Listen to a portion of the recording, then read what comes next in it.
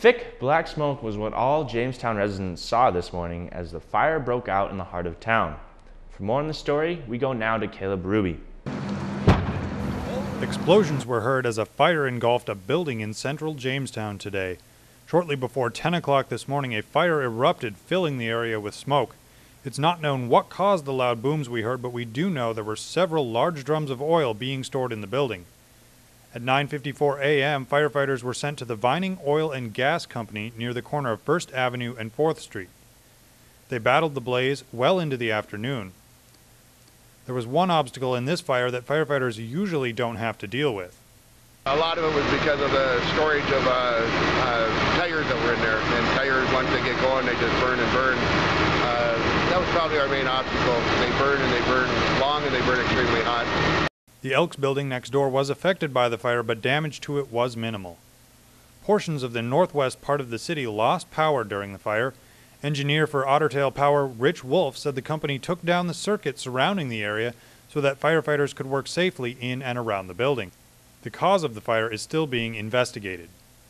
Fire Chief Jim Ruther said the building will be on 24-hour watch until at least Monday. Residents of the nearby apartment building will be staying with family and friends or at the Gladstone tonight. Reporting for JCTV Channel 16 in Jamestown, I'm Kaleb Hruby.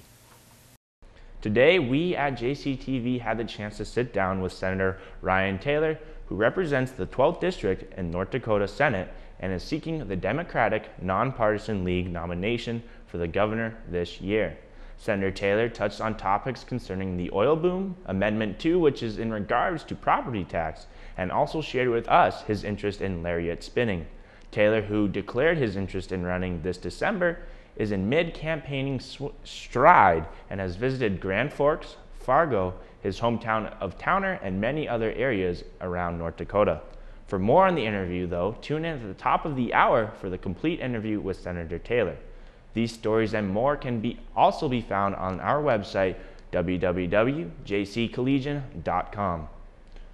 I don't know about you, but there's nothing better than a little late-night Netflix action. The popular video distributor took a financial hit, though, after settling a privacy-related legal action. The Associated Press reports the settled legal action claimed Netflix kept records of what subscribers watched for up to 2 years after they canceled their accounts, which is in direct violation of the Video Protection Privacy Act, which requires video stores to destroy rental records no longer than 1 year after the account is terminated. The payout, which was a total sum of $9 million, dropped the company's fourth quarter earnings from $40.7 million to $35.2 million. Looking for some entertainment that's not on the TV set tonight?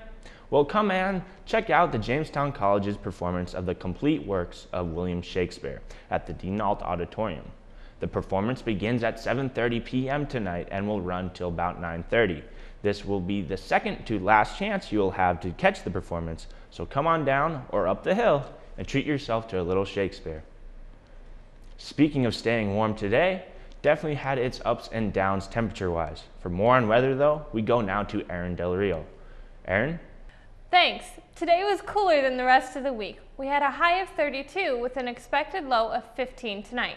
Tomorrow will be mostly sunny with a high of 44 and a low of 20 degrees. Sunday will be much the same with a high of 44 and a low near 26. Monday, there's a 30% chance of a rain-snow mix. The high will be near 37.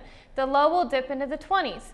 The rest of the next week, we will continue to see the highs in the 30s with slight chance of precipitation. That's the weather today. Now back to you. Thank you, Erin. $6 trillion. That's how much money was seized by Italian authorities after arresting 8 people for fraud and other crimes.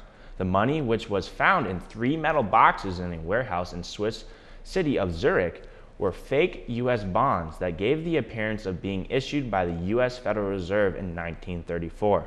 This is not the first time securities have been seized in Italy, as there were 3 cases in 2009 alone.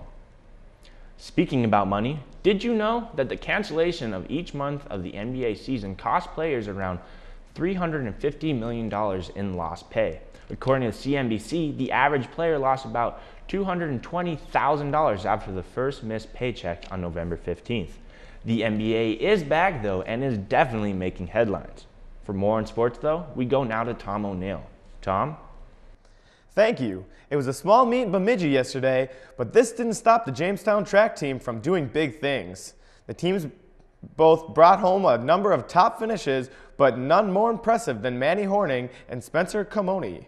They both won their respective races and qualified for nationals. Spencer won in the 1,000-meter run, while Maddie dominated the 800. The Jimmies hope to qualify a couple more men and women before the season is over.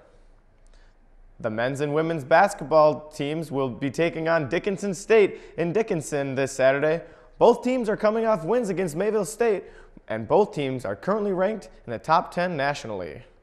The NAIA Men's Wrestling's North Regionals start this Saturday morning at Sioux City, Iowa at Morningside College. The Jimmies hope to make a big mark this weekend, being their last chance to qualify for nationals.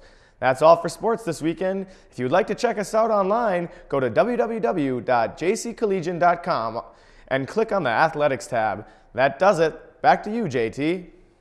Thanks, Tom.